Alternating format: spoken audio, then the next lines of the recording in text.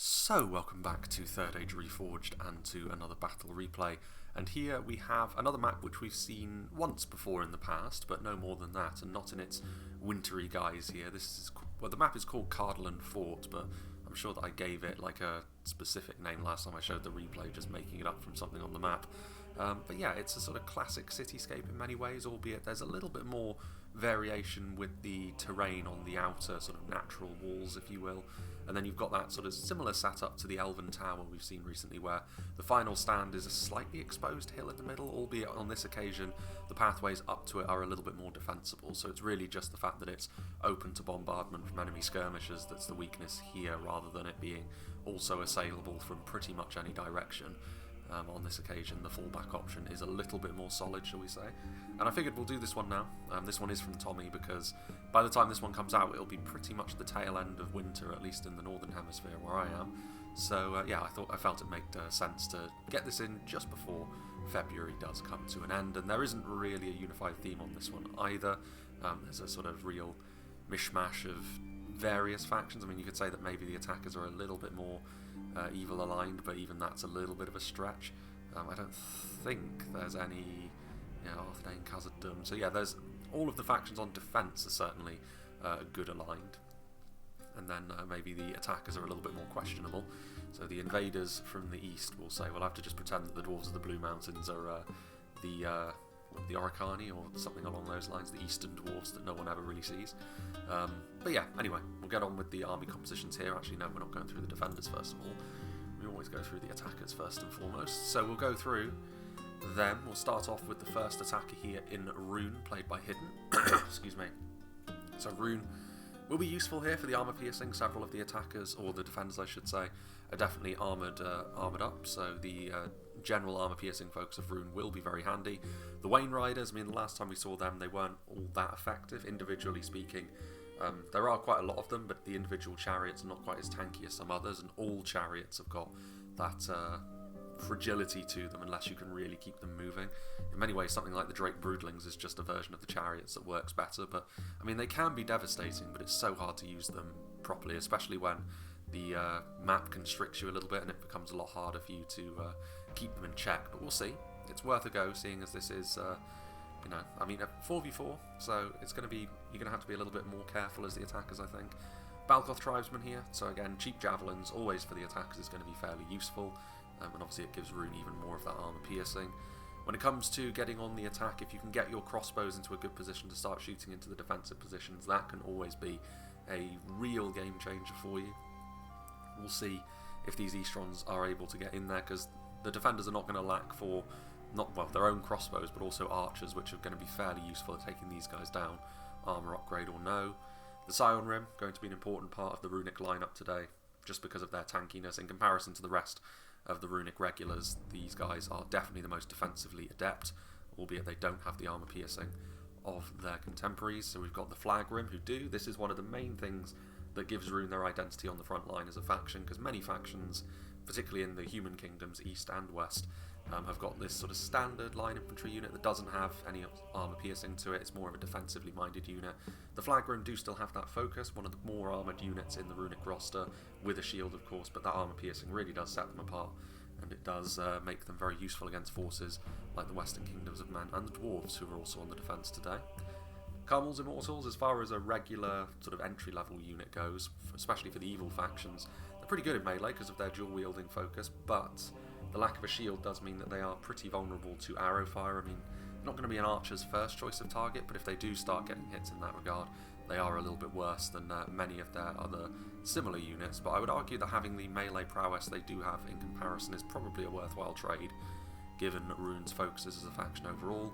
Flag Rim, and then I'm sure we saw it in the background over here, the Dragon's Breath, which again, depending on how the defenders set up, is going to make a big difference to how useful that's going to be, but any sort of linear targets, we've seen it be very effective recently as well. And the Dragon Knights, cavalry in sieges, has really been decisive in many ways for both attackers and defenders in many of the replays we've seen over the last few months. And the Dragon Knights, one of the tankiest units of cavalry in the game, does make it a very good all-purpose unit. And mounted crossbows as well, the Golden Raiders, giving some backup on horseback to the Dragon Knights, but also more crossbow bolts to be delivered to the enemy, especially with the angle the cavalry offers you. Now moving on, we have Dorwinion, played by Winter's Might, definitely in his element in this sort of conditions, I suppose. Morroquendi pikes, elven pikes in general, of course, have got good damage. We saw in the last replay we saw at Tommy. Maybe there will be a replay in between the two, based on how I schedule things. But we saw the Morroquendi pikes be very effective on the Wold. We'll see if they can have the same sort of effect when they're on the attack, because of course the Morroquendi don't have the best armour, so they can be focused down. The same goes for the Morroquendi bows, albeit they can respond in kind, of course, with their high damage and their poison arrows. But the Elvelyn marksmen are going to be far more at home when it comes to skirmishing back and forth, albeit just looks like the one unit here. The gap here, possibly River Patrol? No, the River Patrol are over there, so more cheap javelins. So this is probably the Nandor Glade Guard. Shock Infantry unit, perhaps? Elvelyn Vineguard and Infantry making up the core here, although maybe not quite as many of these units as you would normally expect. A little bit more of a Morroquendi focus. Oh no, there is more Marksmen and more Vineguard as well. The Elvelyn Hammer Guard and the Morroquendi Glade Masters, so both bodyguard units also on display. The armor piercing and the finesse focused options. Moving on, we have the Warlord, who's playing as Rhudaur, so Coldfell Maidens. Again, Javelin Cavalry, always useful because you can use it to zone out enemy cavalry that sallies forth, or you can use them as javelins with a slightly higher point of firing on their horses to hit enemy infantry lines even when you're fighting on the front line in a flat battle, so that's a useful thing to have. And the Arthedain Nobles, nowhere near as tanky as the Dragon Knights, but they do have armor piercing in melee as well, so between the two of them, that's a pretty scary cav force, to be fair. And then we have the Rhudaur Clansmen with the armour upgrades. I mean, Rhudaur are probably more used to these conditions than most of the armies on the field today. But yeah, armour upgraded makes them a very good tanky option to send in first. Obviously, we've seen plenty of the Rhudaur Swordsmen recently as well. Their numbers on that occasion were not enough to get the job done. We'll see if they can help with it this time around. Last time we saw Rhudaur take to the field as well, we didn't actually see the Arthedain pikemen in action, but we will now, and the shielded pikes very effective on the front line, helping to anchor those slightly more fragile units in place. Etamor's Trollhunters, of course, Rhudaur do lean on their throwing projectiles quite a bit, and in sieges like this they can be very, very handy indeed, more armoured than your standard Rhudaur troop as well. We've got Trollshort Axe Throwers, who can also be devastating, albeit they are certainly one of the more fragile units that Rhudaur have, and they can hide anywhere, but that's really their only defence against archers, and archers will want to hit them if they can. Witch-Realm Enslavers, that trident of theirs, very wicked, but I mean, they do have their limitations, the Witch-Realm Enslavers, but they can be a very effective unit when you fold them into the rest of your army as a bodyguard. And then the Arthedain Berserkers with their throwing projectiles as well. And finally, for the attackers, we have the Dwarves of the Blue Mountains. We've seen plenty of them recently. They are a very good faction, to be fair. Obviously, that skirmishing focus of theirs makes them... skirmishing focus, along with the Dwarven sort of solidity with their infantry, makes them a pretty good faction all round. So the Frost Spears, they do need a good line of sight to be useful. That means that they're always good on the defence, but they can be blunted a little bit on the attack, depending on how the defenders approach them. So we'll see how they get on here. Marksmen of Thorin's Hall is obviously going to be very good at skirmishing back and forth, similar to the Elvelyn Marksmen over in Dorwinion, at trading with any defending archers that they can. Warriors of the Blue Mountains, obviously when you're on the attack, regular dwarven units like this can be really, really handy, because 1-to-1 they're going to be able to beat similar units just because of their heightened survivability in comparison to other factions. Obviously they're not the most numerous unit, but still very, very good in this sort of situation, along with the Defenders of the Blue Mountains. Slightly fewer of them per unit, but obviously spears are more defensively gifted. They're not really designed for doing too much damage to infantry. The Stone Giant, a few replays ago we saw this guy absolutely dominate on Tolfalas in the late game. We'll see if he's able to do similar here, because again, he does have pretty much hard counters, but if you don't use those hard counters against him, he can be a nightmare to bring down. So we'll see what the defenders do about him.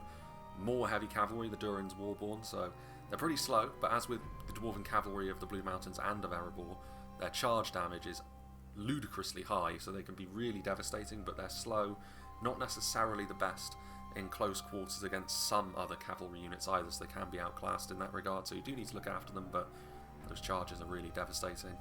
Javelins from the Guardians of the Blue Mountains, and then unsurprisingly we have the Juggernauts. Looks like 2 units of Juggernauts actually, and 1 unit of the High Thanes. High Thanes, probably one of the strongest singular units in the game when you look at all of their strengths, and the Juggernauts are also up there, so very good, covering most of the bases within just 2 units there. But 2 Very expensive units in all fairness. Now then, as for the defenders, we start off over here with Lindon, played by Soccer Enjoyer. Lindon are an interesting one because of their lighter armour. That does give them a very obvious weakness, but it's not so easily exploited when they're on the defence. They should be able to lean on their strengths a little bit more. Again, we're seeing a high tier unit of cavalry and the Horse Lords of Ulmo. Fantastic off the charge, really good in melee as well because of that super high melee defense, but no shield and light armor means that eventually projectiles can be a problem for them, similar to the Pathfinders from Mirkwood. There's a gap here, so Wardens of Elos Tyrian are hidden there. Unsurprisingly, Elven Rangers, super damaging. Obviously they're dual wielders in melee as well. Lindar Bowmen, so for Lindon, archers are not the biggest focus, similar to their fellow High Elves in Imladris, but obviously every Elven faction is going to be capable of dishing out an awful lot of damage, albeit Lindon not too comfortable in a skirmishing battle, but they do have these javelins as well. Javelins and pikes are something which Lindon can bring in greater numbers than their fellow elves, and in particular in a siege like this, that can be a very nice combination to have, and the Mythlon Marines combine that with being pretty darn good in melee as well as sort of auxiliary line infantry. Lindar Mariners have got those spears. Obviously Lindon are not completely without armour. The Noldorin at the very high end of their faction do have armour that puts most of the rest of Middle-earth to shame. But you can only bring so many of them, of course. So they will be the centrepiece of the defence where Lindon want to dig in. And then you've got the Harlingen infantry, the more numerous unit of line infantry that Lindon can bring. Obviously the melee defence means that they are going to be able to one-to-one beat most other units of a similar type in melee straight up. And it's a similar story with the Mythlon Swordmasters, just to a higher level. But of course they need to try and make sure that they're not in the view of too many projectiles, and they need to take wise fights because of course the numbers for the elves are always going to be a little bit on the low side. Then we have Zelhain, who's playing as Arthedain, so coming to the aid of their Cardolan allies. It's fitting, I guess, that Arthedain and Cardolan are on the defence and Rhudaur is on the attack. We've got the Arthedain Man-at-Arms with the upgrades as well as the Arthedain Spearmen. We saw Arthedain be very effective recently in Tommy's hands. We'll see if they can repeat that here. Obviously the armour is going to be useful, helping to weather any sort of ranged storm. Seeing a little bit more of a pike presence than we did in the other one as well, so again armour upgrades all round just to try and improve the effectiveness of these individual units. Troll Slayers are hidden in and amongst there as well, unsurprisingly. They're always a good choice to bring because of their melee and ranged damage. The Knights of Annuminus once again, so it seems like everyone has brought some high tier cavalry so far, and the Knights of Annuminus are no exception. Very similar to the Dragon Knights in terms of how they're set up, very heavily armoured, really tough. I think the Knights of Annuminus are slightly more resilient than the Dragon Knights, but it's a very close run thing, as in it's negligible really. Whoever gets the better engagement would end up winning that fight. Arthedain Marksman, so again skirmishing is not really a problem for Arthedain. The Wardens of the North are in there as well. There's no High Lords of Annuminus, I don't think, which is an interesting omission, but Arthedain, the temptation I guess is always to bring the really nice ranged unit core that you do have, as opposed to that relatively mundane infantry unit, even if their stats are super high. Next we have Sevapi, who's playing as Khazad. I mean, it's not too far away from Khazad on one side of the Misty Mountains to get to Cardolan, I suppose. So the Orc Hunters are here, setting up those stakes. Obviously the Orc Hunters, pretty decent as far as archers go in terms of range damage. I mean, compared to the rest of the faction, they're not as well armoured, but you know, even a less armoured dwarf is still going to be very, very resilient. And then the main body of the army, of course, the outright quality that Khazad bring to the table in melee is very high. Obviously they have a real armour focus, sort of the other end of the spectrum really when you compare them to Lindon. 3rd Legion Infantry with the armour upgrades here, obviously again not the most numerous units individually, but this is a huge amount of quality and survivability here. 4th Legion Shield Guard with the armour upgrades. We've got, so yeah, 3rd and 4th Legion here in high numbers. The Mithril Guard, of course, with that 3rd hit point of theirs, incredibly tanky indeed. And what else have we got? Yes, the Iron Watch of Miramir, the mortars, pretty much an artillery piece in all but name. Very useful unit. Again, it's one of those specialty skirmishers that can turn the battle all on their own. And finally, moving out here, we have fighting on their home turf. Tommy himself is playing as Cardolan, Trebuchet of Numenor. So we've seen the Trebuchet be very decisive, shall we say, in recent times. We'll see if that's going to be the case here as well, because Rhune's cannon is maybe a little bit more reliable if they can get the right angles. Cardolan Men-at-Arms here on the front line. Again, very similar to the Arthedainian equivalent, albeit they start with their plate armour, but you can't upgrade it any further, so that's the main difference between the two. Tharbad Toll Keepers with the armour upgrade, obviously they can have their armour upgraded to the same level. gives them that survivability, so plenty of them. No pikes, interestingly enough, but they obviously have Cardolan archers and Dunedain rangers to do some really good damage from afar. Obviously, Cardolan archers are good in the skirmish fight, and then the Dunedain rangers will be good at dealing that damage. Tharbad warhammers as well, big armor piercing, which is going to be useful against some attackers, less so against others. We'll see how they get on. Again, another high tier cavalry unit, the Royal Court of House the Rhudaur. I think the attackers have got more cav overall, but the individual cavalry that the defenders have is obviously very high tier. The Royal Court of House the Rhudaur are not knights, they don't have a bonus, but they will have the Merc crossbows in close quarters with them, so more crossbows, a couple of units of them mounted, and then some of the foot crossbows as well. So no pikes and no gatekeepers, interestingly enough, but investing a bit more in the cavalry does mean that you have that sort of more constricted budget, especially when it's a 4v4, so the defenders don't have a hugely deep pockets. But yeah, it's going to be interesting. Cavalry, once again, is going to be fairly key, I think, on this occasion. But there's going to be a little bit of manoeuvring around because of how the deployment zone starts off, so I'll make a little bit of a cut, and we'll rejoin when the first blows are being struck. So here we go then, the attackers approaching the defensive position after a fairly extended period of moving around, but interestingly enough, the defenders are going to be defending the outer points as well as the inner settlement itself, which has its upsides and downsides, because these defensive positions can be pretty nasty, especially given that you can use the outer settlement itself as well as a nice vantage point, so that'll be interesting to see how well they can make use of that. But the main problem might be is if they do start to show some cracks in their lines, it's quite a lot of open ground and quite a lot of units to try and retreat effectively. They could end up really paying the price in that transitional phase of the battle if it comes down to it, but I think perhaps the overwatch that they're being afforded here by all of their skirmishers just in behind could be more than worth the while. Some of the Rhudaur clansmen getting a little bit too far ahead of themselves and getting overwhelmed by the waiting Arthedain troops. The Arthedainians shown themselves to be pretty solid as of late. Lindon bowmen starting to fire as well. Also a potential downside is the positions to take up on the outer walls with your archers are a little bit exposed perhaps. Defenders of the Blue Mountains taking a charge from the Horse Lords of Ulmo, so far managing to avoid any casualties. Their melee defense will be one of the main reasons for that. But the marksmen firing away. Frostspear's taking a decent amount of damage actually, so I assume they were the ones to move in a little bit too far ahead of their support. But even now that they're not having to deal with the cavalry directly, they are still having to deal with an awful lot of damage from the Lindon bowmen just up on the high ground. I can see the thinking here from the Blue Mountains though.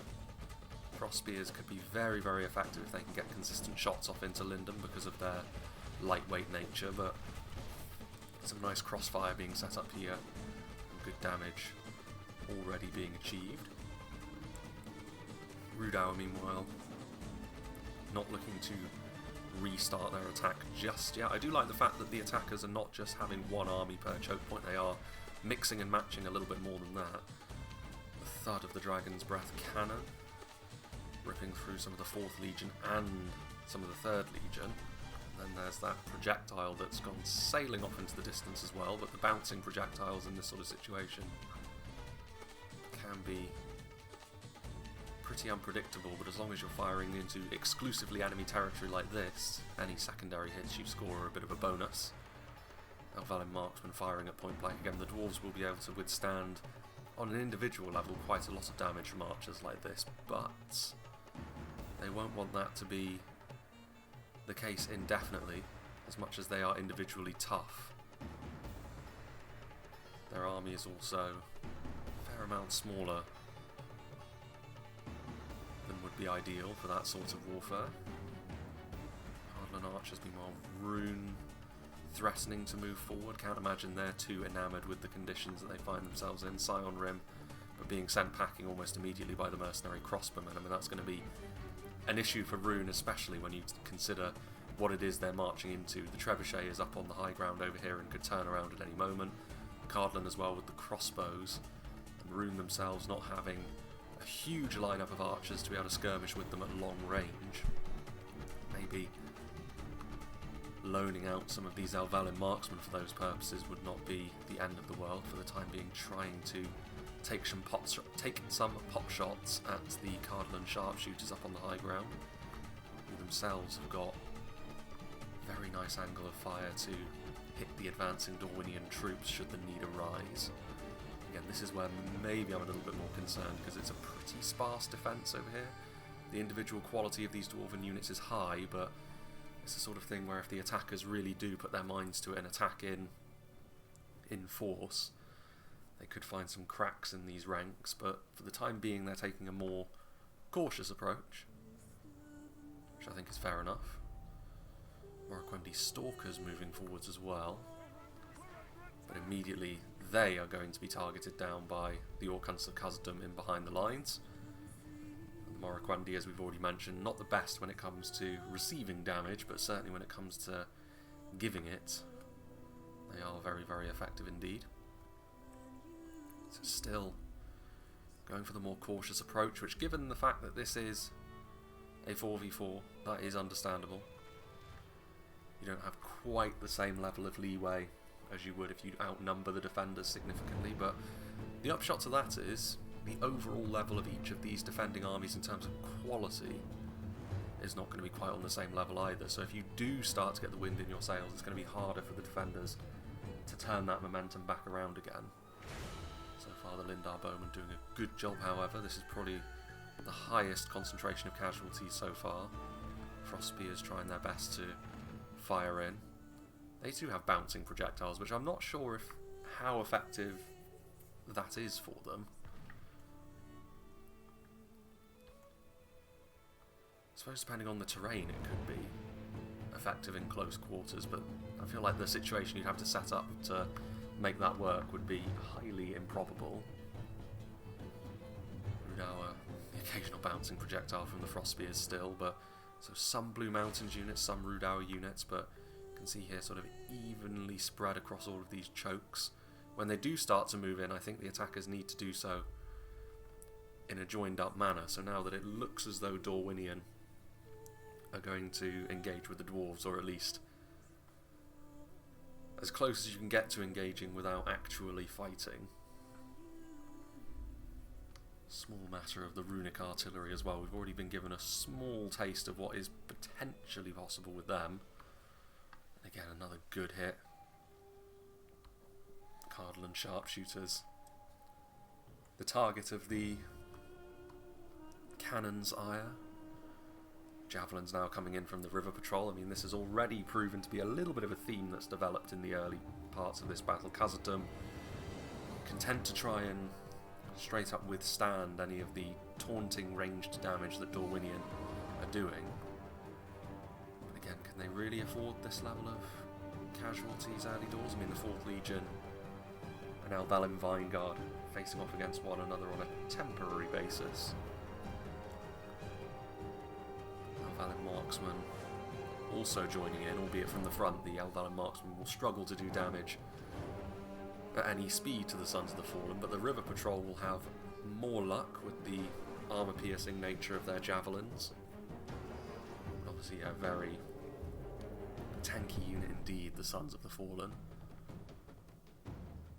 Threatening to move forward over here as well. Thought about Tollkeepers thinking about moving in. Obviously, unlike the other fight between spears, this time the Elvelyn Vanguard would have the edge over the Tollkeepers. The Cardolan would certainly be looking to do their damage through other means primarily. And they are going to move in formation now as well. Into the side of these units as they move in. Dorwinion, the first ones to really take up any sort of position within the defensive lines. Immortals biding their time as well. The setup is going to be everything here for the attackers. And if they can seize that momentum, like I said, I think it would be difficult for the defenders to reverse that tide, but if they get it wrong, the attacks as well, they don't have the limitless manpower that we would normally associate with attackers perhaps, so they do need to make sure that they're set up correctly. Wayne Riders over here now as well. I mean, it makes sense to try and use up their ammunition freely. After all, the main reason why you would want to use chariots in the first place perhaps is as a living battering ram of sorts. See how they get on. Flaming arrows finding their marks, but the 3rd Legion shrugging it off easily, and they do engage with the Alvalin Vinegard now as well, so using an enemy unit as cover perhaps, and now there's also Trollshaw Axe Throwers, so another sign that the attackers are mixing and matching their army compositions along each of these choke points. The throwing axes do have very high base damage of course, but 3rd Legion infantry are a very resilient unit, but the combination of the Wain Riders, the River Patrol and the Trollshaw Axe Throwers will be enough to cause them some bother.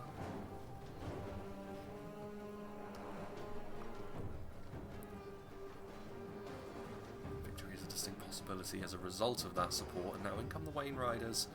Are they going to charge in? They are. So they do manage to go through there. They're getting caught up on their own unit to a certain extent, and then going back through the 3rd Legion. And if they get held up for too long, that can be a problem. They're pretty big targets for the ranged support coming in as well. But they do manage to escape from here thus far with no casualties, which is a bit of a rarity when it comes to seeing what chariots are capable of. There they go. Alvalin Vinegard, pretty heavily depleted at this point and shaken. They've done decent damage to the 3rd Legion, but this unit of Alvalin Vinegard isn't going to survive for too much longer without some direct support. Forward comes said support with the Alvalin infantry. Glade Guard on the way forwards as well. There goes... Ooh. They have found an angle, the Dragon's Breath, to go after the Trebuchet there. So Tommy will probably want to move his artillery piece if he notices that. For the time being, his focus is probably on his infantry, and once again the initial party of Alvalin looks like it could be on the verge of routing if they're not careful. Defeat seems certain, only a military genius could win this battle. Presence of the men-at-arms will do nicely against the Dorwinion spears. Elsewhere, Comes Immortals are there. Rhun still not moving in just yet, but perhaps the presence of the Cardolan Cav is giving them pause. While over on the other side still, as you were, the Lindon bowmen not really having been counter-skirmished into too much. The unit on the other side more so than this one, but you'd have to say that a bit of a rarity for Lindon to not suffer at the hands of ranged units, but so far they've been able to use their ammunition mostly well, albeit there is still the occasional Elven corpse dotted around in behind the defensive positions. And interesting that Rhudaur are not yet moving forwards over here, nor are they doing so right next door to where certainly the most active front has been in the battle so far. Again, a bit tit for tat. I mean, certainly the attacking infantry has taken damage as they move forward here, as the Nandor Glade Guard move in, but you can see there with the throwing axes going after the Sons of the Fallen, the javelins as well, the use of the chariots earlier. Both sides have done pretty good damage to one another. I don't know if necessarily sending these 3rd Legion all on their lonesome into the enemy lines is going to yield too much in the way of results, albeit they will be able to interrupt any more volleys coming from this unit of Trollshaws. But they will be completely overwhelmed given the damage that's already been done to them. Occasional arrow now hitting the Trollshaw Axe Throwers as well. Try and deny them as much damage as they possibly can. Meanwhile, Cardolan with the Royal Court of House the Rhudaur now moving forwards in support of their infantry. They have managed to push back the initial Dorwinion attack. And indeed now it is Rhun who have taken up the mantle in this choke point, but it's only with a single unit of Carmel's Immortals, so still not a wholesale commitment from either side. Really, the use of the chariots has been the most aggressive thing that we've seen so far from Hidden. Decent job with them so far as well. He's done very well actually. I think one of them is dead. I think 81 is the amount, so there's one stuck on the cliffside over there. Having only lost one is really not a bad return on chariots given their fragilities. Cardolan going to reform their front lines, having lost a few. But certainly they've been on the better end of this engagement, you would suggest. Still nothing over there as of yet. Which brings us back to over here, and this is a little bit more like it. So another very aggressive push now from the Dwarves of the Blue Mountains. They will meet face to face with their fellow units from the far west in Lindon. The only problem is when things are a little bit more scattered like this. I mean, we've seen recently how devastating the Stone Giant can be, but Javelin's able to get in amongst things here. The cavalry charging in. That charge will have landed, so there's already going to have been a pretty hefty amount of damage done to the big guy. And that could end up seeing him fall away fairly quickly. Durin's Warborn in the way. Javelins still doing their thing. And they're getting some crossfire as well. That looked like friendly fire. Almost perfect friendly fire on those two Knights of Illuminas. That's going to be a lot of hits. Again, more friendly fire by the looks of it. Keep an eye, but also the room being afforded here is not only good for the defenders with their cav, but we can see here the Durin's Warborn. We mentioned how devastating their charge could be. And certainly that's going to be the case here with these Durin Warborn knocking over those Harlanded infantry like they were skittles. Lindon's still fighting well on the front line. The Horse Lords of Ulmo still in the background. So this is already a fairly key moment in the battle. This should probably be the green light for them to do the business elsewhere. I mean, also we were talking about friendly fire from the Lindon Javelins. You can scarcely miss the Stone Giant, so the Guardians of the Blue Mountains are likely to get some friendly fire on them as well. Maybe a little bit too scattered here, Lindon. And now they have come forward. Certainly a decent chunk of territory has been gained. Lindar Bowman still cavalry trying to deal with the Stone Giant. If the Stone Giant does fall, it does change the complexion of things over here. It removes one major issue that Lindon could run into with him surrounding their units. Mithril Swordmasters getting involved, and now the Durin's Warborn getting after the Lindar Bowmen, but they do have their spears in melee. As much as that was a very devastating charge, more damage is being done. Interesting back and forth fight. I mean, the Knights of Illuminus are now in better condition than the Durin's Warborn, so I'd imagine they should win if they can force an engagement. They should be able to. Like I said, the Dwarven Cavalry, as a general rule, is quite slow. They're getting pinned by arrows from on high as well, Dawns of Elostirion no less, so they will actually do a decent amount of damage, but once again, this is going to be painful for these Mithlon Swordmasters. Good use of the Durin's Warborn so far. They've managed to claim a decent chunk of territory. Rhudaur have moved in with a bit of support of their own. So we'll keep an eye on that, but I think the attackers were pretty pleased with how that's gone thus far. If more reinforcements are sent over, that might open up some new fronts as well. Meanwhile, like the more genuine reopening of the front line over here as well, Dorwinion committing more units forward. Still got that support in behind, the Nandor Glade Guard offering the heightened damage in melee that the Elvelin cannot. Mercenary crossbows in behind. Several units set up in reinforcement range for the defenders and the attackers, to be fair. Khazad will need to hold on to this location though. Meanwhile, Stone Giant's still very much alive, still both units of Juggernauts doing their patented shuffle. Yeah, they have managed to sort of establish a beachhead here, really. The Durin's Warborn are in here, like more of the riders fall each time they go into melee, but you can't argue with the results that their havoc has gained. The attackers, Horse Lords of Ulmo, Coldfell Maidens, fleeing in the face of the Elven Riders, which is not too surprising. They are designed to be an anti-cavalry unit, but there's a limit to how far that will take you when you're talking about one of the best units of Elven Cav in the game.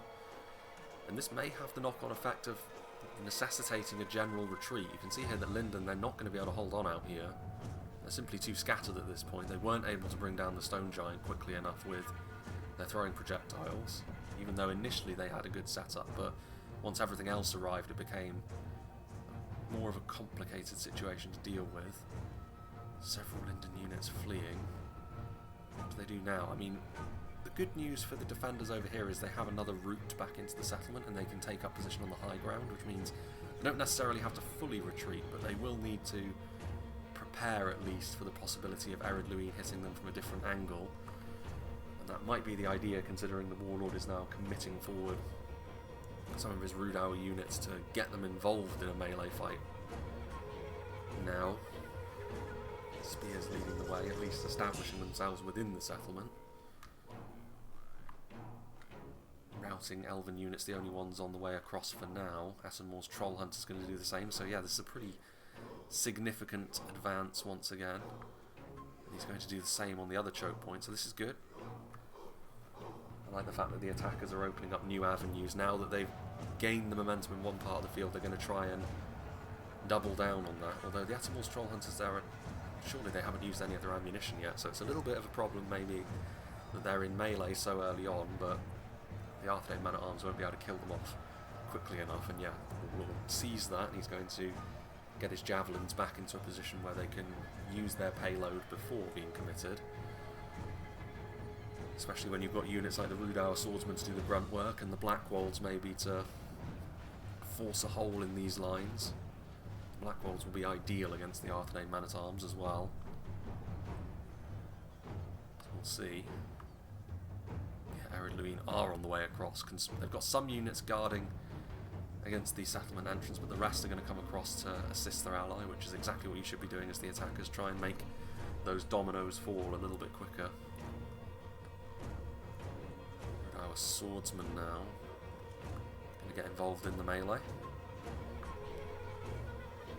against the Arthedain spearmen, again just engaging more of these defending units. Of course, as these blobs of attackers do get denser, that will be when the defenders are more tempted to use stuff like their archers, the Wardens of the North in particular. Could be pretty nasty. Arthedain marksmen firing into this Rhudaur blob.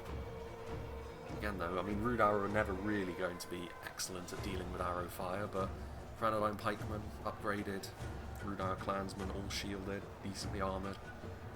Not going to be the softest of targets. The Blackwolds would probably be the ones you'd be best served to try and focus.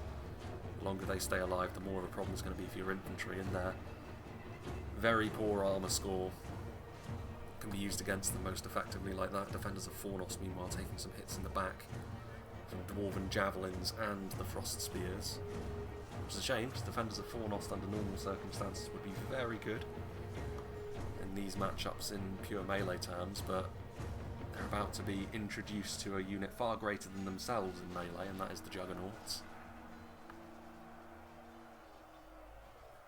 Arthedain do have a few units up there, and Lindon counter-attacking outside the settlement to try and make something happen. I mean, Ered Luin have sent across a decent number of forces to try and deal with Arthedain, so perhaps the door has been left ajar for Lindon to try and do this, but it looks as though they are going to retreat back inside the settlement either way.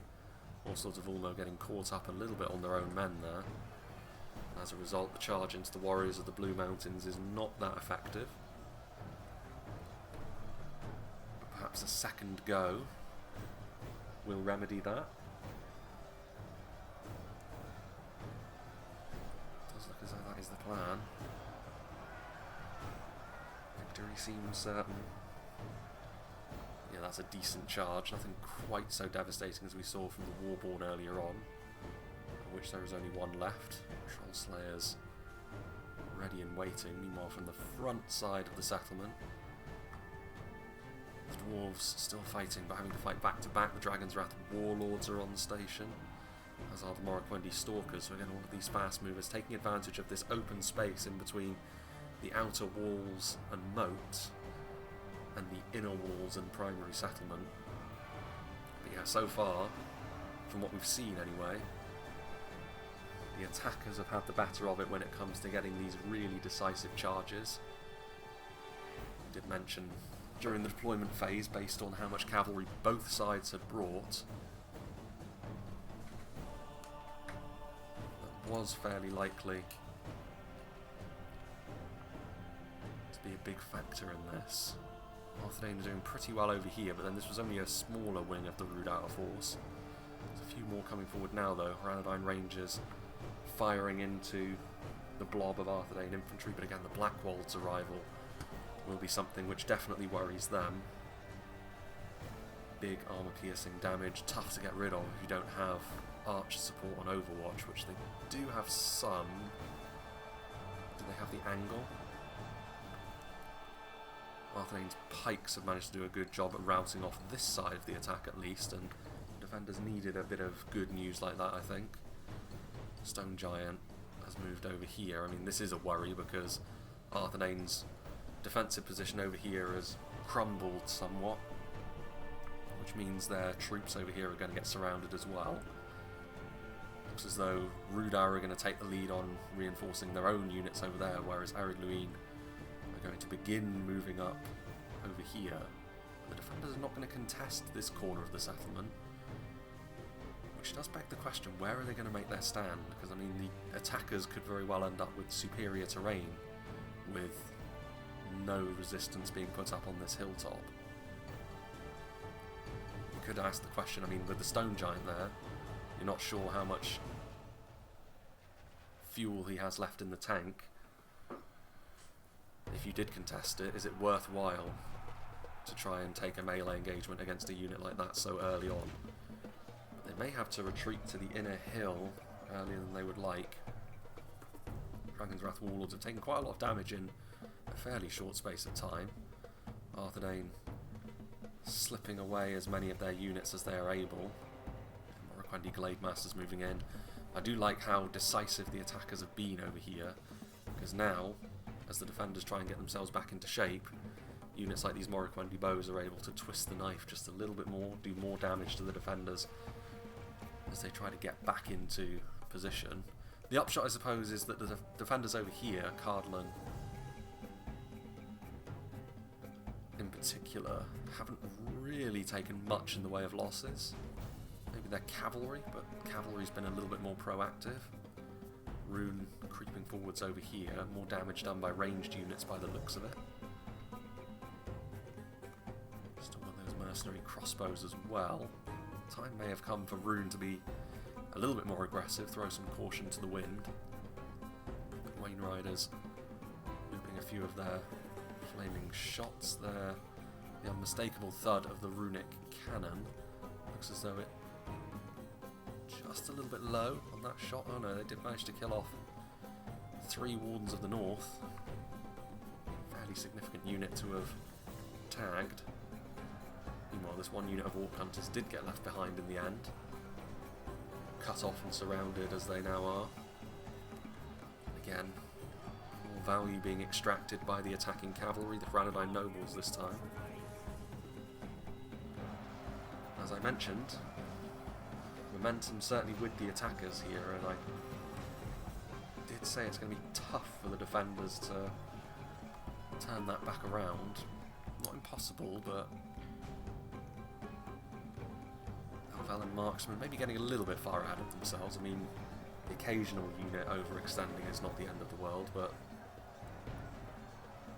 you want to give the defenders as few reasons to be cheerful as possible at this stage.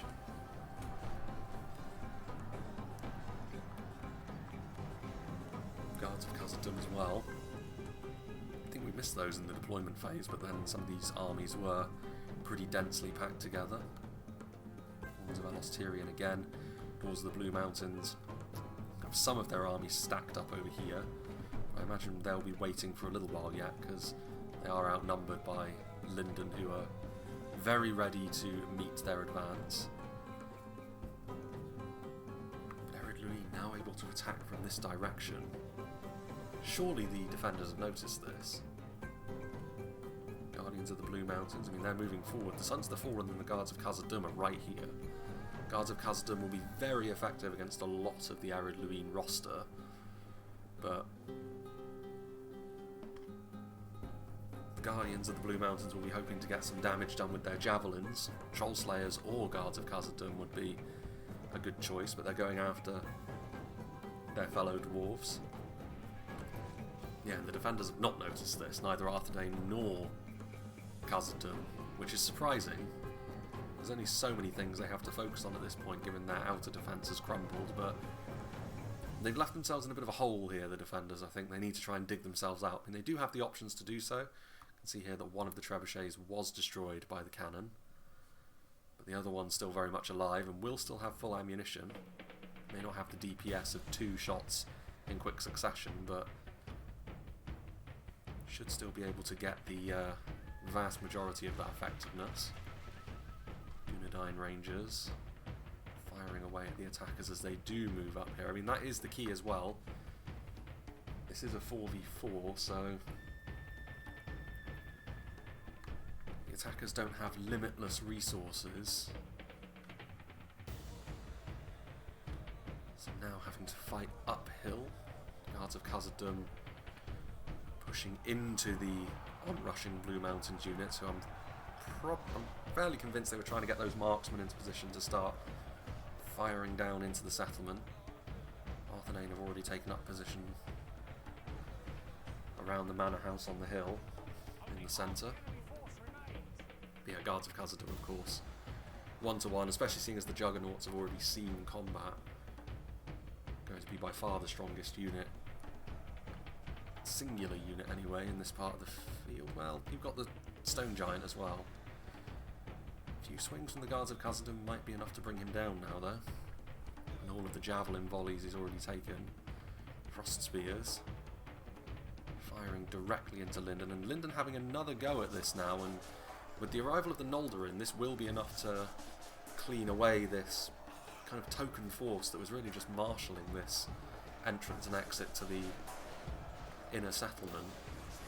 This is all well and good, but unless Lindon intend to go forwards and try and surround Ered Luin up on that hill, the only thing it's really good for is killing off a few of the Ered Luin troops that were isolated. But that's a bit of good news. Lindon cavalry could maybe take more advantage of this open terrain as well, given their speed. Here, Rhudaur clansmen. Nothing else really moving in for the time being. Cardolan sharpshooters firing away, but Moragwandi stalkers taking the occasional pot shot at the men in green. So we are going to see a fight for this corner of the settlement as well, albeit Cardolan are putting up resistance to Rhune's continued advance, which is unsurprising. You really don't want to see the runic crossbows, mounted and dismounted, get into a good position to start firing down into the settlement itself. Dorwinion's general falls here as well. Tharbad Warhammers doing the business. So yeah, the Arvellan Hammer Guard have been dealt with. They must have seen combat earlier on during the sweep of the central area of the map, but yeah, Tharbad Warhammers foregoing all defensive sensibilities to do that extra damage, definitely worthwhile in that particular matchup. Rhun have still got a fair number of units quite far away, but unlike on the other side where both Ered Luin and Lindon had pretty war-torn armies, Cardolan are still very much ready. Rhun don't have the numbers to be able to push in there. I think they're hoping to seize this terrain in the corner of the settlement once again to facilitate the advance elsewhere without being pinned by enemy skirmishers. Because again, Ered Luin do have a stranglehold over on this corner of the map. Lindon now moving back as well. Oof. Again, good use of the Dragon's Breath, and again going after the Wardens of the North, who have been focused down very effectively, but again, if you keep leaving them exposed, then of course they're going to be one of the first choices of target with how dangerous they can be. Arthedain marksmen firing at the Rhudaur units that are waiting to march in through the main gate, essentially. Arthedain pikemen are there, but again, those shields will be doing some heavy lifting for them. Still with units further back, so yeah, the trebuchet now in close proximity. We've seen the attacking artillery be used to good effect so far. We'll see if the defending artillery can join in on the fun. 38% damage, interestingly enough, but Cardolan's crossbows managing to find a decent angle of fire to go after the Glade Masters, and that is something that's going to absolutely be required. Tharbad Warhammers are in here, and they're a tough unit, but when the Glade Masters are here, that's not a matchup they particularly want. Albeit I think Cardolan's support is a little bit more well put together. They're going to need more reinforcements, but again, the issue might be the fact that, you know, Rhun have still got quite a lot of their units too far away from the action. I don't think there's too much reason for them to have been waiting that far away in quite the numbers that they are. By the time they arrive, the Cardolan Khazad combination may well have stymied any momentum the attackers were hoping to build up over on this side. Again, mounted crossbows from both sides. The mercenaries in a very good position to fire into the Glade Masters, and that has proved to be a problem. Multiple units of crossbows and archers firing at them from different angles, so the Tharbad Warhammers can focus on other units while this crossfire does its grisly work. See here though, the Trebuchet is now moving backwards. Elvellyn Marksman surely will rout given how few of them remain.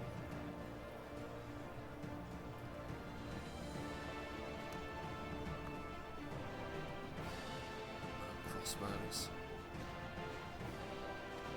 They are going to be able to reposition themselves a little bit further back once again. Even though victory seems certain, the Tharbad Tollkeepers are shaken. Classic Cardolan behaviour. More skirmishers. So yeah, the rest of the runic army is now arriving, and unsurprisingly, obviously Cardolan and Rhun were the ones that were not quite so bloodied as a result of the initial fight for the outer walls. So it's not too surprising to see those two the healthiest now. Frost Spears in position, but getting hit by the occasional pot shot from the elven and human archers across the way. What else do we have? So most of Lindon's army is way back here. Again, there are a number of ways the attackers could approach this, but they don't have a direct path yet to the centre that they could take.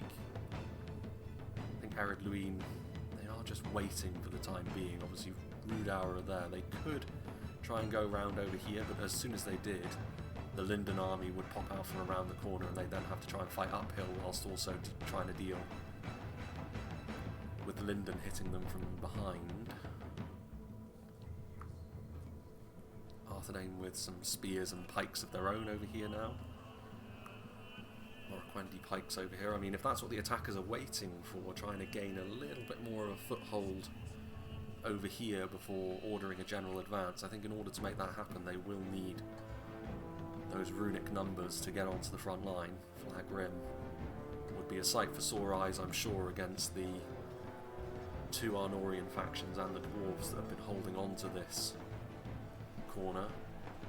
Javelins raining down on the defenders once more. Bit of friendly fire perhaps as well, but certainly the vast majority of these are finding some sort of mark to hit. Arthedain Spearmen closing up in melee now. How much ammunition Cardolan still have left? Crossbows still drawn, so they still have a few bolts. The Trebuchet of Numenor, ooh, that's a bit of a shame, destroyed. So certainly the attacking artillery has had the better end of this. Not really seeing the best of the Trebuchet on this occasion. And even when it comes down to pure melee, the Dragon's Breath crew is going to be made of sterner stuff than the Trebuchet of Numenor. Third Legion are there, Cardolan archers firing out. It's a fair number of arrows that have been buried into the snow right in front of them, but some are still finding their mark, and the Moraquendi pikes are certainly a worthy target to try and go after. Javelins and crossbows of Rhun, certainly capable of doing some pretty significant damage. Flag Rim now arriving.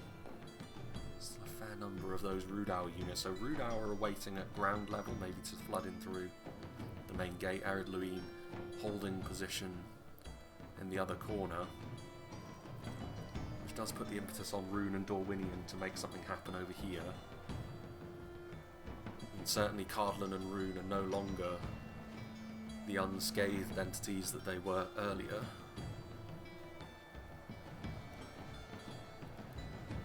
Javelins, again, point blank, so they're having to sort of balloon their shots over a little bit, and as a result, not a huge amount of damage being done. Angle of fire, important in this situation. That is certainly in favour of the defenders. Again, you're not really expecting as the attackers to have really good sight lines often, but maybe moving them back and trying to get a better angle is the way. Crossbow bolts having a little bit more fortune, albeit the bolts are not hitting the enemy with maybe the volume that the attackers might like. Good hits.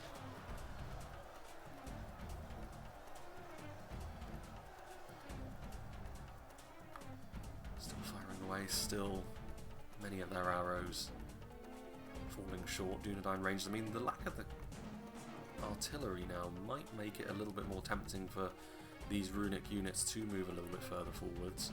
More Cardolan units have been siphoned off over here as well, so it's only regulars that are now in position over there. And with Rhudaur getting into place at the main gate, Rhun should be ready to open up another front if they are able, because I don't think this one's really going anywhere too quickly.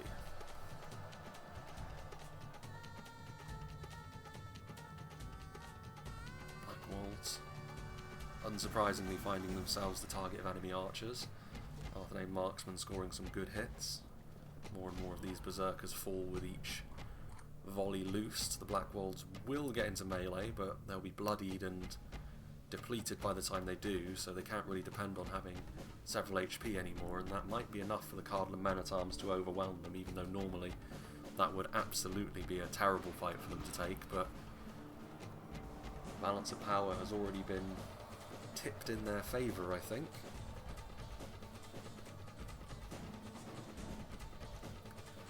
Defeat seems certain. Only a military genius could win this battle indeed. I do have a few more units in here now. What is the cannon going to do? It doesn't really have the angle. Well, it could fire directly up, I suppose. Arthedain marksman, is that worthwhile though? Ered Luin still holding station for now.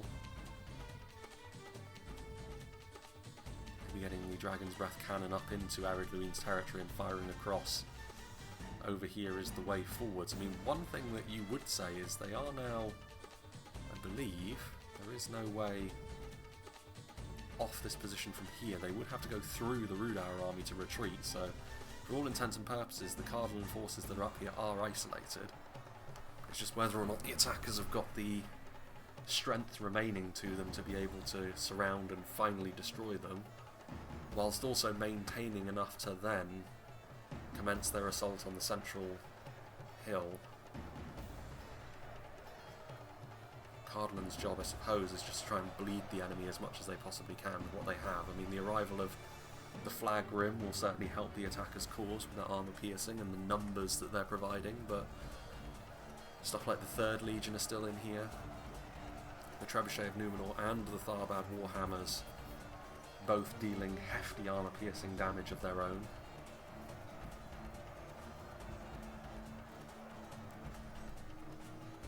Rhudaur units as well, the Arthedain pikemen, but not a whole lot left of Dorwinion by the looks of things. Etenor's Troll Hunters. Still some Wain Riders, not many now, but Chariots have shown a little bit more resilience than I would normally be used to. I mean, they've clearly attempted to move up here, but this sort of choke point affair where the defenders are very well prepared for them was never likely to go very well. Mercenary crossbows being thrown in behind enemy lines to interrupt the Eastron crossbows' continued fire. The mercenaries will surely not last long in this sort of situation, but they will at least prevent the crossbows from getting clean shots.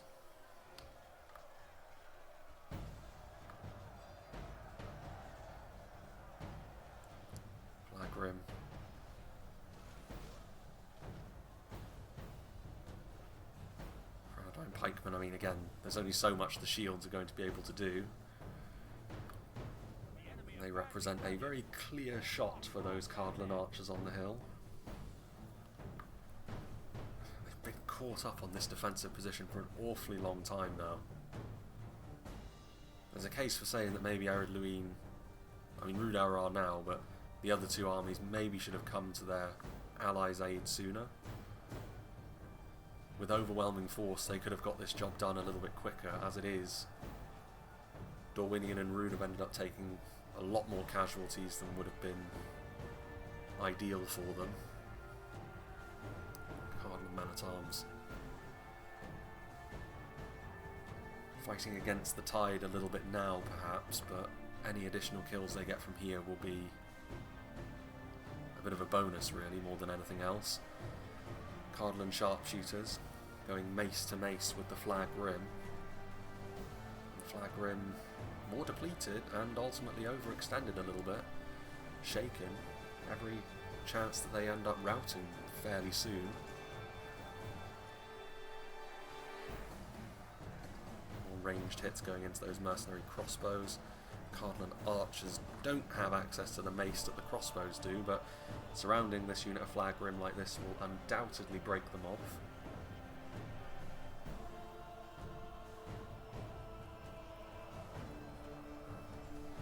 Units no longer at maximum levels of fatigue either. Trebuchet of Numenor crew. I do like the look of the Trebuchet of Numenor crew. I like how each one has got its own flavour. Like the Dol Amroth and Gondor, well, the Gondorians don't actually have a Trebuchet of Numenor, but the Dol Amroth one does have the white tree of Gondor on the front, as opposed to the more Numenorian crest that the Cardolan and Arthedain ones have. Obviously Numenor themselves as well. It's all good stuff. Goth tribesmen still doing their thing, but also being engaged by Cardolan sharpshooters up close and personal now. Actually, to get some good volleys off now, though. Again, eventually they should manage to eke out a win here, but it's just whether or not the attackers will then have enough to go again, as it were, and take another defended position.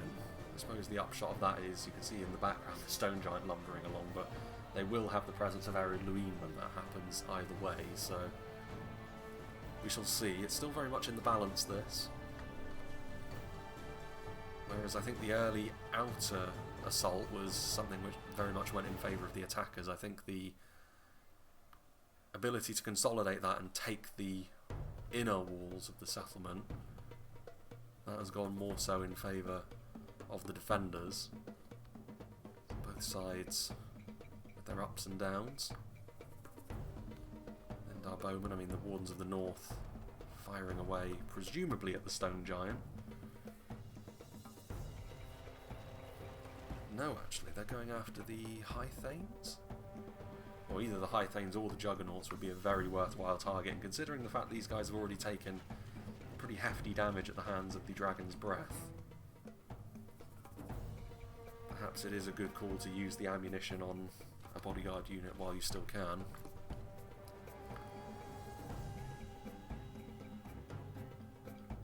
Yeah, Ered Luin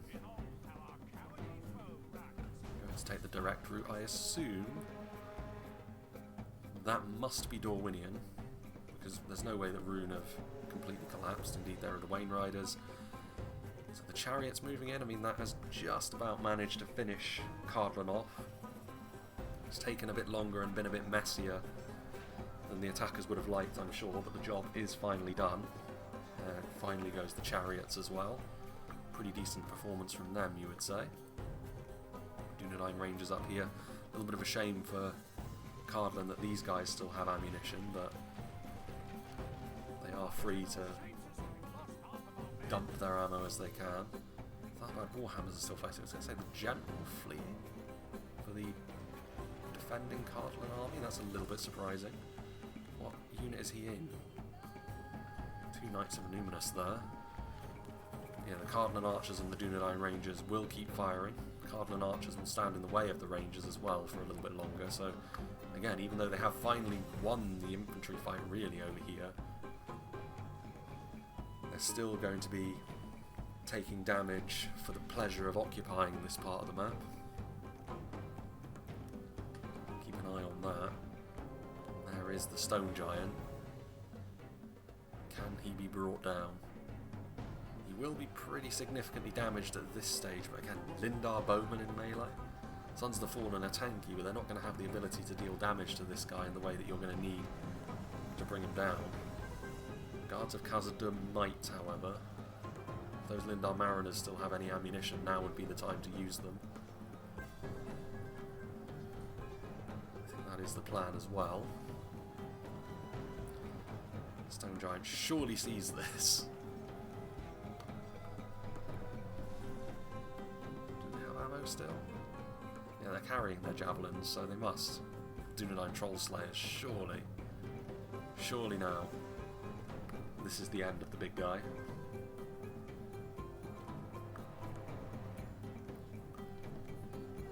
Any missed javelins are likely to go into the Guardians of the Blue Mountains as well. Dunedain Troll Slayers moving into melee. Trolls are one thing, slaying giants is quite another, especially giants that are backed up by newly arrived juggernauts on the front line as well.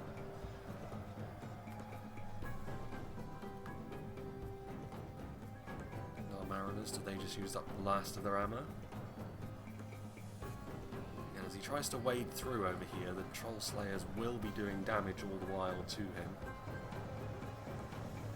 Our Mariners now going to throw their javelins in. A little bit surprised that Ered Luin, I mean, they were the ones that were sort of sat there and waited for their allies to do the business, but now that that has transpired, the shoe is on the other foot. Ered Luin have carried on with their advance, but the rest of their allies are not really ready to follow them. Rhune's still trying to finish off the Cardolan remnants over here. Dunedain Rangers taking some hits from those crossbows. Cardolan Archers still, again, just a case of trying to do what damage they can. Tharbad Warhammers making a nuisance of themselves, but ultimately being kited around by the Golden Raiders and also getting hit by the Balcloth Tribesmen. So yeah, there's an inevitability about this, but it's still cumbersome for the attackers to have to deal with. I did notice as well that other runic force has now moved forwards. Cardolan actually moving forward is in a little bit of a counter-attacking fashion over here, but counter-attacking with Tharbad Tollkeepers, they're not exactly the sharpest knives in the drawer when it comes to dealing that damage that you need in order to be effective. And you'd actually back the Rhudaur. Well, the Rhudaur swordsmen are a little bit depleted actually, but you've got Rhudaur clansmen in close proximity. I don't know. Meanwhile, aha! The Stone Giant has fallen. Dunedain Troll Slayers are in here with the Guards of Khazad, so a combination. The Javelins will have done an awful lot of that heavy lifting, but also having stuff like the Troll Slayers and the Guards in melee are going to be far more effective than rank and file spears at bringing him down, and the Juggernauts also, having already tasted combat before, facing a bit of an uphill struggle against some of the quality that the defenders still have in this part of the field. Obviously, this is the final stand location. All that remains is going to be decent quality stuff for the most part. So Dunedain Troll Slayers also making good use of their terrain advantage, and javelins. A javelin duel with the High Thanes is not something many units would do too well in, but given the terrain advantage and their own quality, the Troll Slayers will be feeling pretty good about this. Also being joined by the Wardens of Alostirian, so yeah, isolating the High Thanes and dealing with them at range, I think you would certainly say that is the way to go.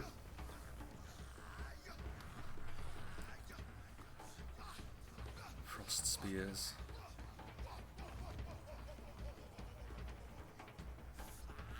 Some counterfire into the Iron Watch, who... yeah, there we go. First volley from them. So the High Thanes having to deal with regular arrow, well, Ranger arrows, Elven Ranger arrows, Dunedain Javelins, and Dwarven Mortars. Only the one volley, but that has been enough to curtail their numbers even more, and the guards of Khazad will get into melee with them. No reinforcements just yet, with the guards of Khazad rushing behind enemy lines while the rest deal with the remaining juggernauts. Having a look on the other side, still got some Tharbad tollkeepers guarding the pathway up, but yeah, that little counter-attack from Cardolan was always doomed to failure, really. Rhudaur were able to drive that back. There goes the Ered Luin general. Guards of Khazad cutting him down. Then up the hill, what else have we got? Strong crossbows. Still firing away, still not managing to get through these Dunedain ranges. With the addition of the Sapphire Bladesman, that will change, but the main damage dealer really is the Cardolan archers at this point. Goes to show how effective the additional melee defense of the Rangers is in melee, albeit being a two-handed axe unit now, the Dunedain Rangers in melee. They've done well against those Flag Rim, but certainly the Sapphire Bladesman will be a bridge too far.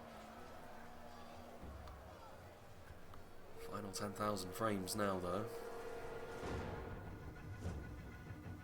What would we say? I mean, cavalry is less likely to be effective as it was earlier on. There goes the Lindon general, as if on cue. Horse Lords of Ulmo trying to get in the way of the units that are freshly arrived from Rhun over here. Doing a good job there. Carmel's Immortals, Carmel's Dragon Knights as well. So not a very good last hurrah from the Horse Lords. Meanwhile, Rhudaur are now pressurising this defensive position as well, and with the Black Rolls there, I mean, the Tharbad Tollkeepers are going to need support in order to throw back this latest Rhudaur offensive. Arthedain. Their pikes. We've got the Noldorin Guard still alive, of course. Regular Cardolan man-at-arms, so more units arriving. Mithril Guard and Warns of the North, out of ammunition by the looks of things, but still very useful up close. Iron Watch and Mirrormere could really break up these Rhudaur units very quickly.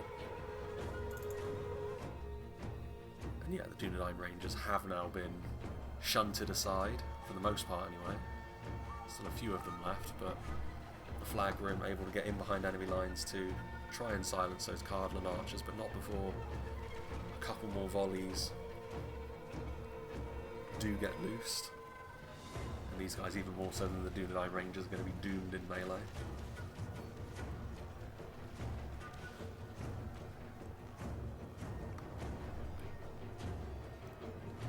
Sapphire Bladesmen could still be pretty decisive late on if they still have javelin ammunition, certainly. But even as a melee force, the attackers may very well need a little bit of a shot in the arm once again. Having a look over here, yeah, again, a bit of a counter-attack. Lindon with some of those units that were at ground level. We've got Noldorin Guard on the way in now as well. When it comes to forcing an engagement like this, I mean, Lindon very well placed to do quite a lot of damage to Rhudaur, but the main issue might be having to deal with these range threats. The Thranduil Rangers and the Marksmen of Thorin's Halls are going to be able to do quite a lot of damage. And the Thranduil Berserkers are no slouches. I mean, they are more intended to deal with more defensively minded, heavily armoured units, but they will still be able to hold their own in melee against the Elves, as that Berserker there just showed. Maybe this counter-attack wasn't the best idea, because Lindon just don't have the resilience to be able to do this sort of thing. Not without the Noldorin Guard present, and yeah, you're starting to see a bit of routing, so that hasn't gone very well for Lindon. What started off initially as a good engagement over here, dealing with all of Ered Luin's scariest stuff, has turned around a little bit, and now Mithril Guard are in here, Noldorin Guard. I mean, it may just be trying to keep the attackers separated a little bit, because this fight here is certainly going the way of the defenders.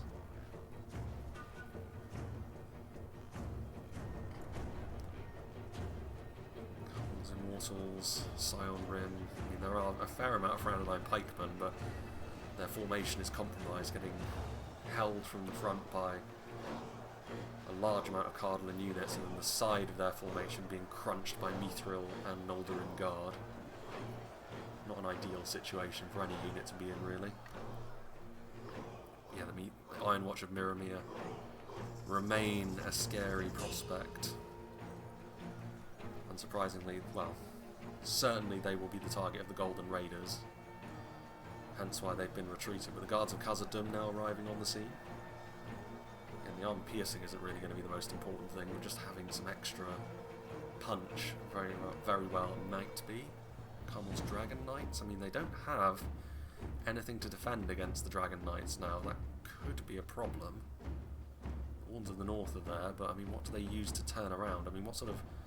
Surely the pikemen have to be the ones to turn around, because they don't need the pikes on this front line anymore to dominate it. And these Warns of the North... Zelhain must have seen them. I'm a bit surprised the Dragon Knights didn't go for it, to be honest.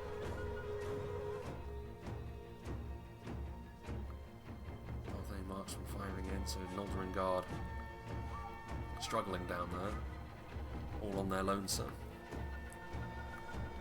What else have we got over here? Scattered remnants of units, strong crossbows and the like, but other than the force which is attacking up the hill on the other side, this is really the only thing of note that the attackers have in other parts of the field. And yes, they will win over here, but it's a choice of what they do once they secure this position. Do they try and reinforce their struggling attack on the other side, or do they try and make something happen on their own? Sapphire Bladesmen arriving as well, that's pretty significant. Arthedain Nobles and Dragon Knights. The issue for the attackers is going to be, if it comes down to just their cavalry, if one unit of pikes is still up and running, there's not really much they're going to be able to do. Even the tankiest of knights, like the Dragon Knights, are not going to be able to withstand the enormous bonus damage that pikes do. Nice manor house. Yeah, Arthedain pikemen. Holding on for longer than many units would in this kind of situation, to be honest, but ultimately still being forced back all the same.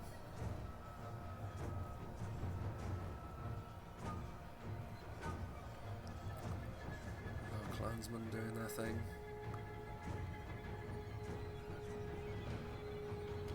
Golden Raiders. I mean, they have an angle to shoot at something, surely, but I don't know whether their DPS is going to be up to the task now.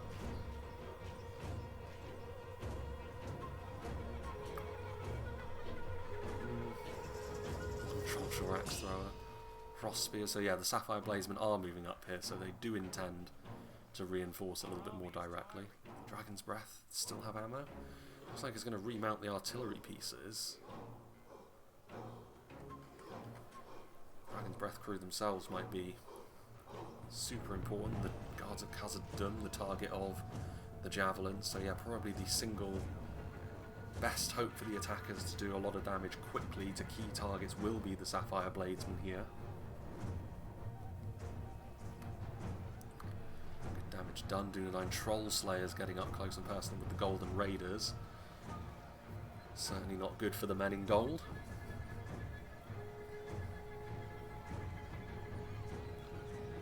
They're going to flee, as are the Sapphire Bladesmen, because they need to use their payload of javelins, really, at this stage.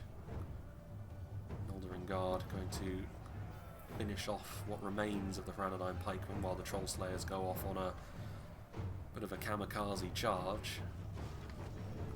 This will still just break up what the attackers have left.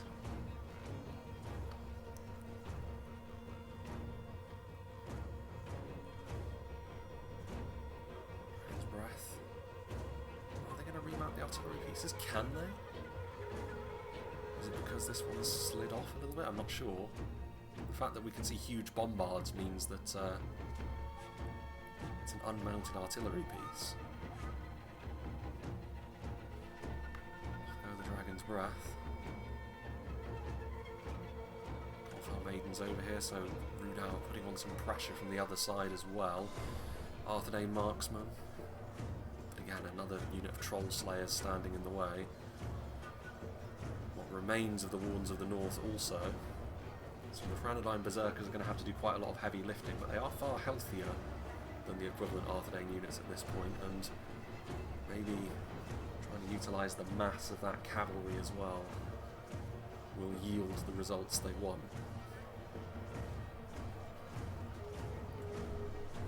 Troll Slayers have proven to be such an effective unit in melee in the past. A little over 100 Cardolan men-at-arms could be added to the front line as well, just to keep things ticking over. Numbers, another important facet to the defence. The Dragon Knights, what are they going to do?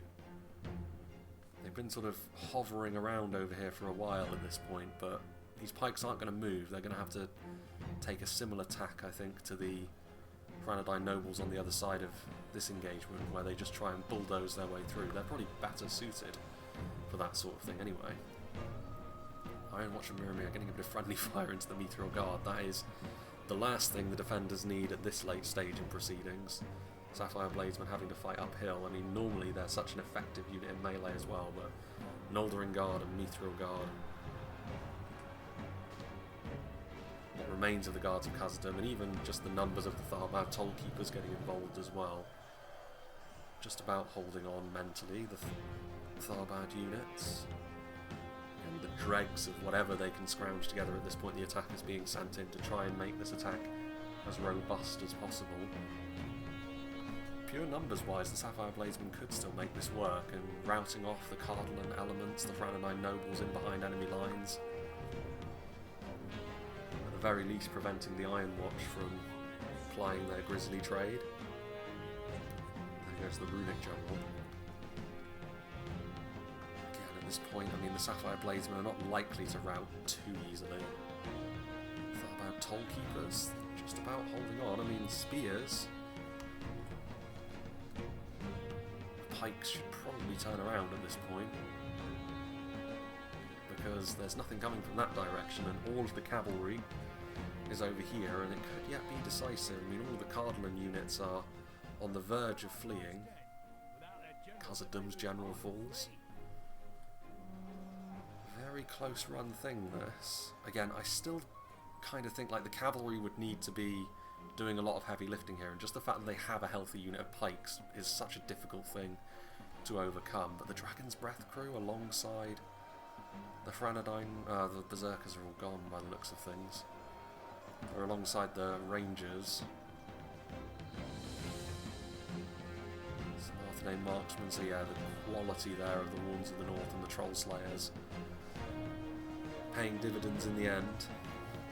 The Arthedain Berserkers, their damage will have certainly been enough to make a difference here, but in the end their own survivability probably was not. Although interesting to have to try and pull these units out. Oh no, that's where the Runic General was, so what was the General? Must have been the Rhudaur General then. Arthedain Berserkers. Here the splat of the Iron Watch and Mirror shots. Arthedain Nobles rout. So that's pretty much going to be that. I think the Sapphire Bladesmen are going to be overrun by the heavy quality of the Meteor Guard and the numbers that are still over here. The cavalry, the Dragon Knights would have to do a lot of work at this point, and like I said, the presence of these pikes makes that effectively an impossibility. They might be able to completely clean up the other side if they get some good charges. For the time being, they're dealing with the scraps of the archers, though. Coalfell Maidens could join them in their efforts. But a very close run thing.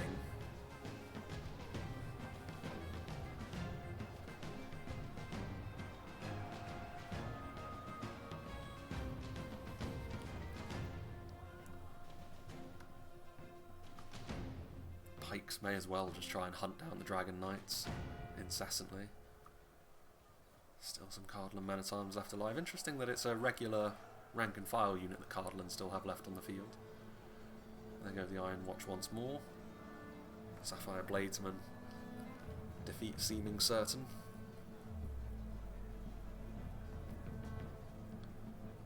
And everything else that's been committed. There's one Trollshore Axe Thrower now. A lot of the dregs of Rhun already fleeing into the wintry wastes.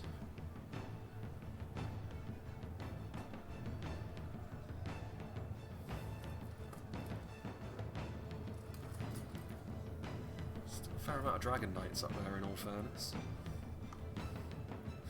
But it's going to be like, the Dragon Knights could technically try and flee from these units indefinitely, I suppose, but... Yes, indeed. And yeah, 2% seems about right. It really could have gone either way, this one. Both sides had their struggles. Both sides had their moments in the battle where they did very, very well. But in the end, the defenders were able to stifle that momentum the attackers built up, which is what I thought would be probably the most challenging aspect of this fight. And they were able to do it, so fair play. And it is going to just be a matter of whether the cavalry can be brought down effectively now. Or are they going to charge into the pikes? Is it going to be an admission of defeat? What are the Warlord and Hidden going to do here? Try and get as many kills as possible. Arthedain marksmen. Remains of them being mobbed.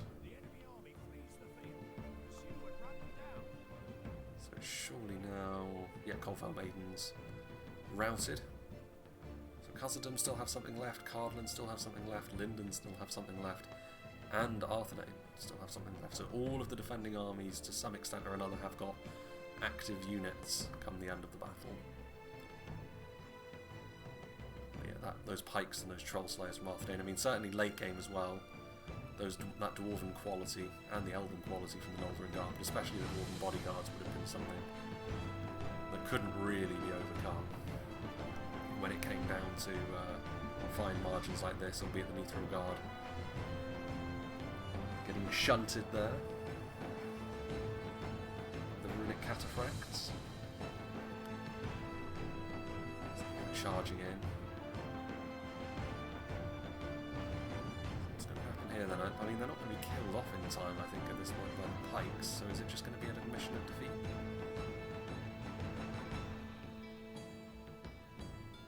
Will they rout? Is that the thing?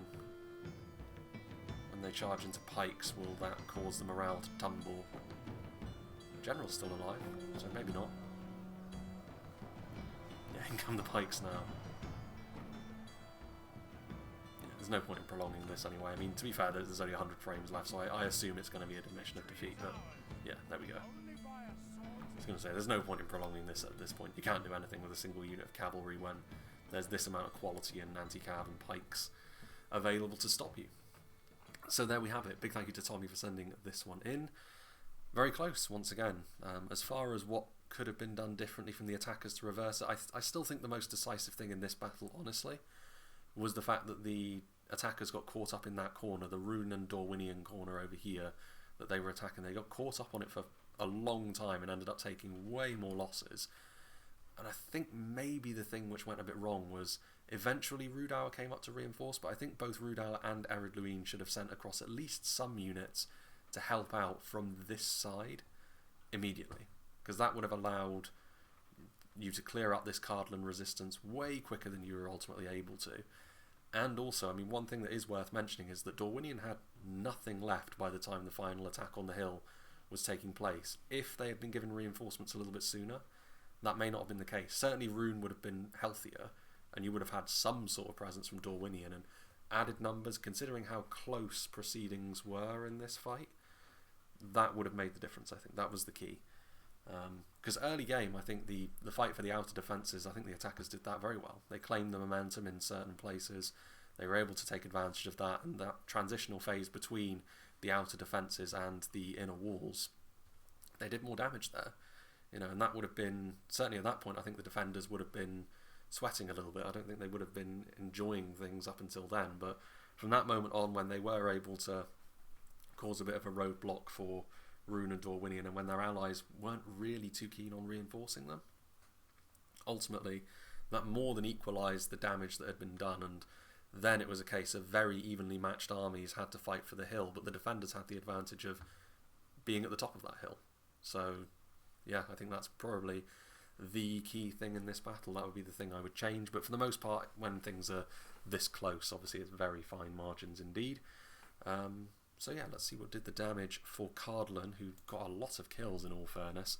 And yeah, sharpshooters and crossbows, when they were in that corner over there, they clearly filled their boots in terms of kills on Rhun and Dorwinion in particular, and then late game, of course, Cardolan was still a presence then. Dunedain Rangers, Cardolan Sharpshooters, Merc Crossbows.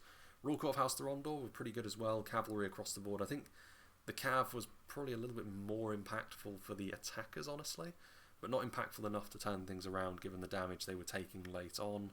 Tollkeepers, I mean 240 on a unit of Tollkeepers is not bad at all. The Trebuchet was another thing which certainly the attacking artillery was able to do the business, but again, positionally and certainly when it comes to archers and crossbows, that was going to, and defending javelins, to be fair, that was the key behind the defence, this is by no means the first battle in which that is the case, and it won't be the last because of how important skirmishers are to defenders in this situation. But it also goes to show as well that being a little bit careless in certain areas and not reinforcing and, you know, maybe being left a little bit isolated, when it's a 4v4, you're going to be punished for that as the attackers more than you would be if it was a 4v3 or a 5v3, for example. So yeah, big thank you to Tommy for sending this one in. Big thanks to all the players as well for being a part of this battle replay. Tail end of winter, like I mentioned, so I wanted to get this one done now. I've got a couple more from Tommy that I'm going to be doing in the coming days as well. A couple more from Hidden, who have been pretty much the main contributors of the replays we've been seeing, at least the newer replays we've been seeing over the course of the past 2 or 3 months. And yeah, there's still a few in the backlog. There's still a couple from Thanatos from last year. So we are starting to make some real headway through the backlog, at least as I'm recording it, because I'm recording these ahead of time now, obviously, to try and do them in big batches, so that we can get to the position where everything is all caught up and I can do them as they come. And this also opens up more of an opportunity then to branch out into other things. I already mentioned that, you know, maybe some sort of campaign, if I have the time to be able to devote to such a thing, could start that up, maybe in Dawnless Days, maybe in Divide and Conquer, I'm not sure yet. And then there's other things that we can start dipping into as well, maybe a little bit of Silmarillion once again.